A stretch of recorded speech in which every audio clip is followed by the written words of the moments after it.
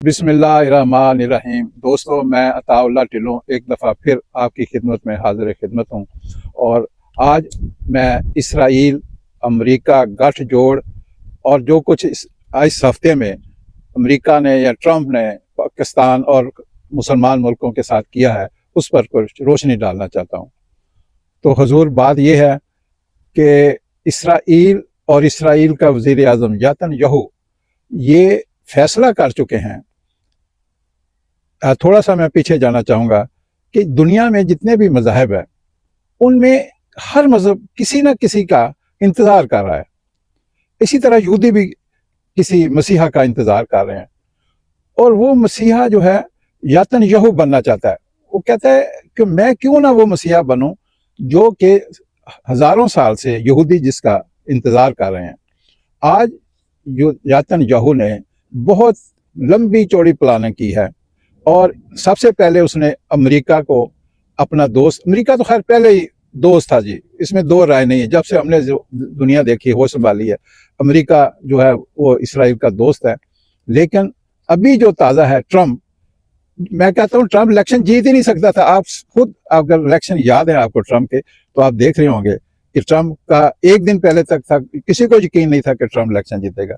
लेकिन अंडरग्राउंड यहूदियों की और नेतन्याहू की ट्रंप और अमेरिका के साथ गठजोड़ हो चुका था, और ये उसी सारे प्लान के तहत प्लान के तहत जो है ट्रंप सदर अमेरिका बना। अभी जो है ये उनका गुलाम है यहूदियों का। जो यहूदियों ने कहना है, जो इसराइल ने कहना है, वही ट्रंप ने करना है। और उस आपके सामने है, आप देख रहे हैं कि कुछ अर्सा पहले इसराइल ने कतर पर हमला किया। क्या किया अमेरिका ने? कुछ भी नहीं कर सकता था, उधर बैठा हुआ था। सबसे ज्यादा फौज कतर में ही अमेरिका की, लेकिन कुछ नहीं, क्योंकि वो कर नहीं सकता कि वो यहूदियों का दोस्त है, यहूदियों का बल्कि भाई है, फर्स्ट कजन है।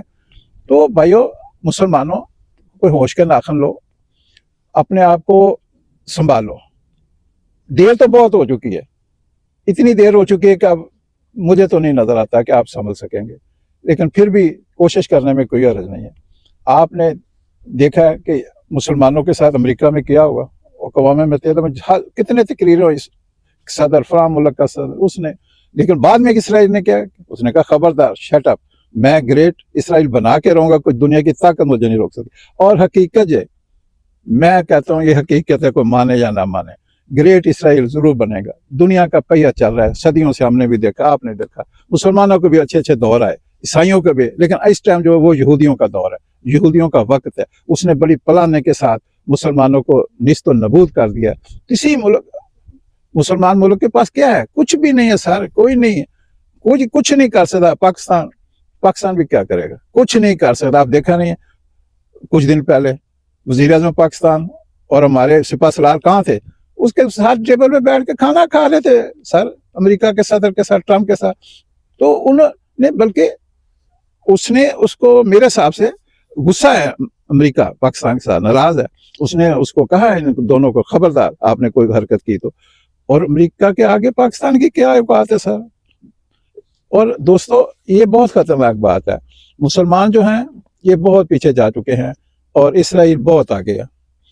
इसराइल को मानने की बातें हो रही हैं कि इसराइल को मान लो, उससे कोई फर्क नहीं पड़ता। इसराइल को कोई माने या ना माने, उसने आप पर हमला करना है, आपको तबाह करना है, आपके मतलब जैसे देख लो फलस्तीन में उसने क्या किया। वो टेलर है। अभी फिल्म तो असली अब चलेगी, जब दूसरे जो मुसलमान मुल्क हैं जितने भी हैं जी, सबको उसने तबाह बर्बाद कर देना है। ऐसी उसने प्लानिंग की है, ऐसी प्लानिंग की है कि आम आदमी की समझ से बाहर है। तो कहने को तो बहुत कुछ है, और भी मैं कह सकता हूँ। यही कहूँगा कि बस क्या करना है, अल्लाह ताला से दुआ करो, लेकिन दुआओं से जंगें नहीं लड़ी जाती। जंगों के लिए हिकमत अमली करनी पड़ती है, पहले से प्लानिंग करनी पड़ती है, फिर जंगें जीती जाती हैं। जो मुसलमानों के ने कुछ नहीं किया, कोई प्लानिंग नहीं है, एक दूसरे के दोस्त और दूसरे दुश्मन है सब मुसलमान, एक दूसरे की टांगें खींच रहे हैं। आपस में इत्तेफाक कैसे होगा? है ही नहीं है, तो फिर कैसे मिलके करेंगे? ये जितने भी जो मैदा भी अभी पिछले दिनों में आप देख रहे थे, सऊदीया का और पाकिस्तान का दफाई मैदा, सर कोई फायदा नहीं उस मैदे का, कोई फायदा नहीं। पहले भी तो 3000 फौज हीर शरीफ की सरबराही में सऊदी अरब में बैठी, क्या कर लिया उसने? कुछ नहीं किया सर। اور ابھی 3,000 اور چل جائے گی تو اس نے بھی کچھ نہیں کر لینا. ہاں کچھ ڈالر ضرور آ جائیں گے, اور اس سے کس کو فائدہ ہوگا؟ پاکستان کی ایلیٹ کو. غریب آدمی کے پاس تو 1 روپیہ نہیں پہنچے گا.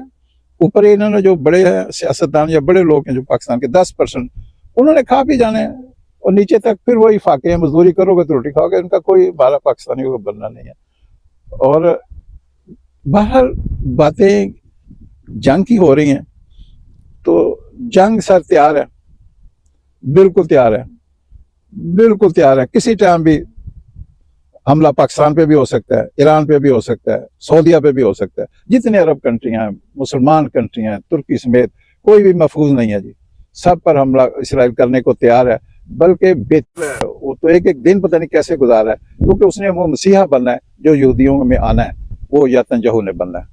تو بس آج اس ولاگ میں اتنا ہی کہوں گا. اپنا خیال رکھیے گا.